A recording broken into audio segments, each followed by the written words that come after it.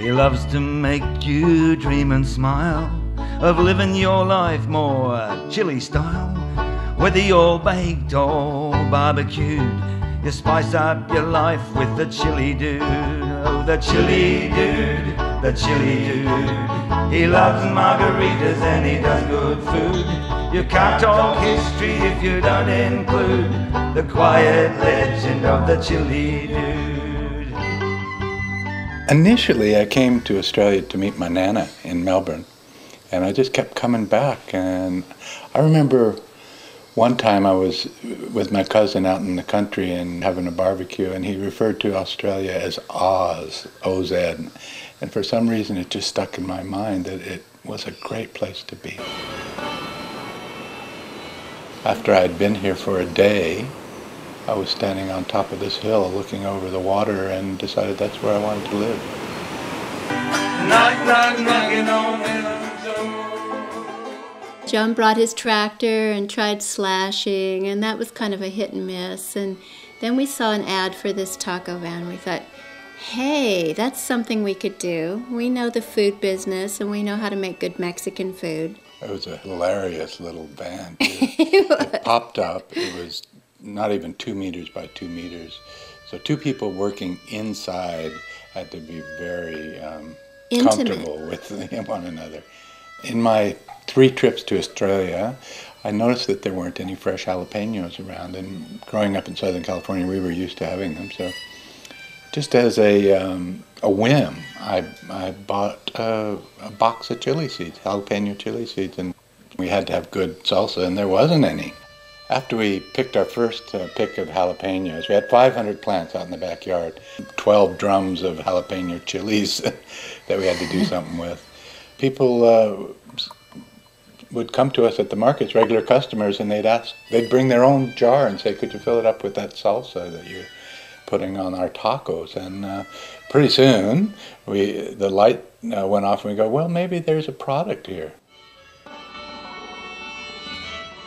Little discussion about what we thought would go down well, and I've got a zillion cookbooks, and so we just started pulling things out that sounded good and getting into the kitchen, stirring stuff together in a pot. And John, as the phenomenal taster, said, needs a little bit of this, a little bit of that, tweak it this way and that way, and came up with products that we thought were really good.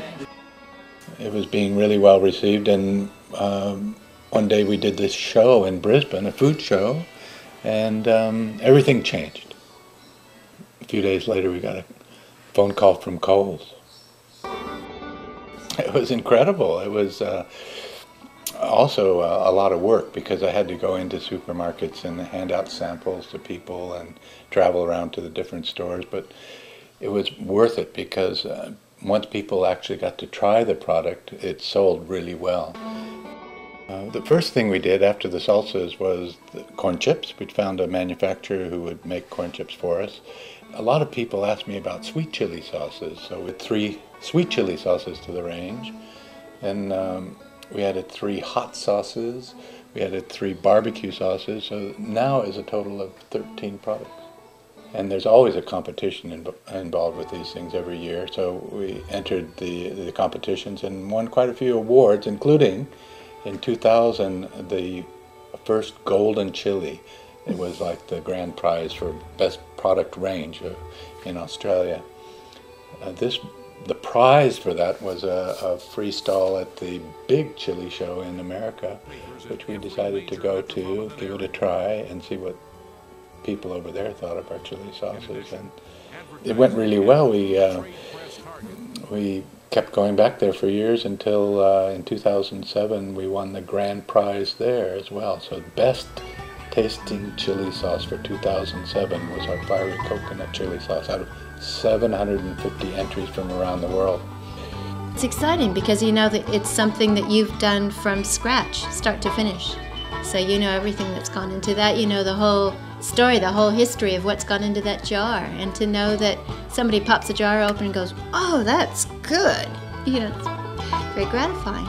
From its inception, the business has been about trying to do something from home while we're looking after a family.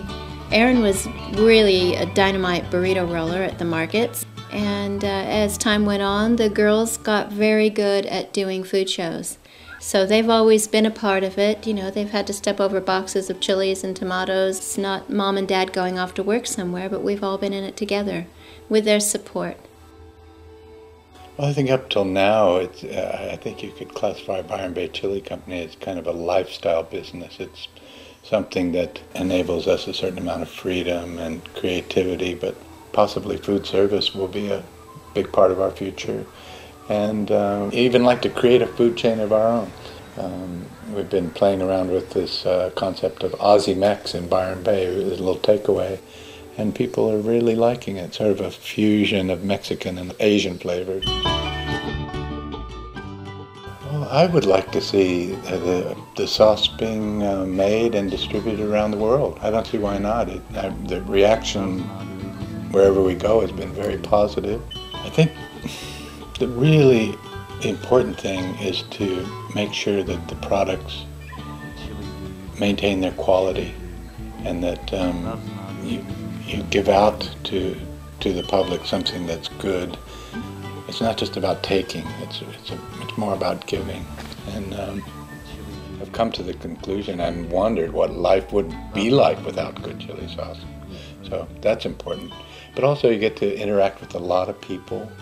I get lots of emails from customers, and we get to play with recipes and try new things. It's something we love, and it's great to be able to do it as a business.